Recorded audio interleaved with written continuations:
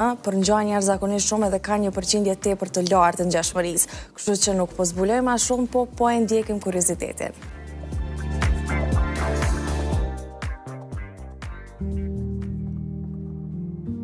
ADN-ja njeriut dhe ajo e bananës ndajnë rreth 50% ngjashmëri gjenetike dhe kjo shpesh i habit njerëzit.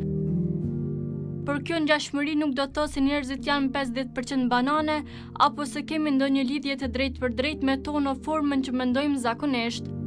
Në fakt, kjo ngjashmëri tregon më shumë për mënyrën se si funksionon jeta në tokë dhe për faktin që të gjitha organizmat ndajnë disa procese biologjike themelore. ADN-ja është një molekull komplekse që ruan informacionin gjenetik dhe drejton të gjitha proceset jetësore të organizmave. Ajo është përbërë nga 4 lloje bazash: adenina A, citozina C, guanina G dhe timina T. Këto baza përbëjnë kodin gjenetik që udhëzon çdo funksion të trupit.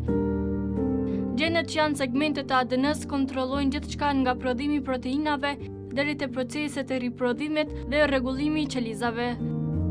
Për këtë arsye është e natyrshme që shumë organizma të ndajnë pjesë të ngjashme të ADN-s, pasi ato kryejnë procese jetësore të ngjashme. Kur themi se ADN-ja e njeriut është 50% e ngjashme me atë të bananës, kjo nuk kupton se 50% e bazave gjenetike janë të njëjta ose shumë të ngjashme. Kjo nuk do të thotë që njerëzit kanë të njëjtat karakteristika biologjike si bananët, por se disa segmente të ADN-s kryejnë funksione të ngjashme. Ata janë pjesë të mekanizmave jetësor që bëjnë të mundur ekzistencën e jetës, si prodhimi i proteinave dhe ndarja e qelizave. Bananët përfitojnë energjinë e tyre nga fotosinteza, ndërsa njerëzit si gjithë kafshët e tjera marrin energjinë duke konsumuar gjallësa të tjera. Megjithatë, kjo është vetëm sipërfaqe e dallimeve, pasi në nivel qelizor ka shumë të përbashkëta. Njëra nga ngjashmëritë më të mëdha mes njeriut dhe bananës është metabolizmi qelizor. Të gjitha gjallësat shumë qelizore kanë nevojë për energji për të realizuar proceset jetësore të tilla, si ndarja qelizore, prodhimi i organeleve dhe komunikimin ndërmjet qelizave. Një tjetër fakt interesant është se nga të gjithë materialet gjenetike të njerëzve dhe atyre të bimëve, vetëm një përqindje e vogël e ADN-s është funksionale. Kjo pjesë e cila është e përfshirë në kodifikimin e proteinave, është ajo që ndihmon në realizimin e funksioneve biologjike të trupit.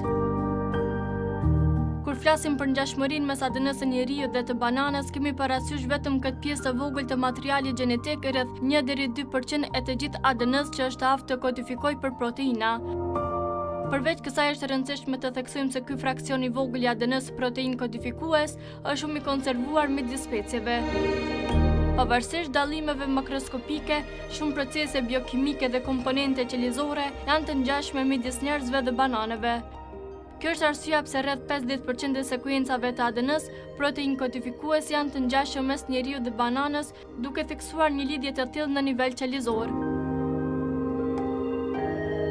Një tjetër krahasim interesant është ai mes njerëzve dhe majmunëve. Ata ndajnë rreth 98% të sekuencës së materialit gjenetik protein kodifikues, duke treguar se njerëzit janë shumë më të afërt me majmunët sesa me bimët. Ky fakt mbështet idenë se edhe pse dallimet mes specieve janë të dukshme në nivel qelizor, të gjitha organizmat e gjallë mbështeten në procese të ngjashme për të mbijetuar dhe për të funksionuar.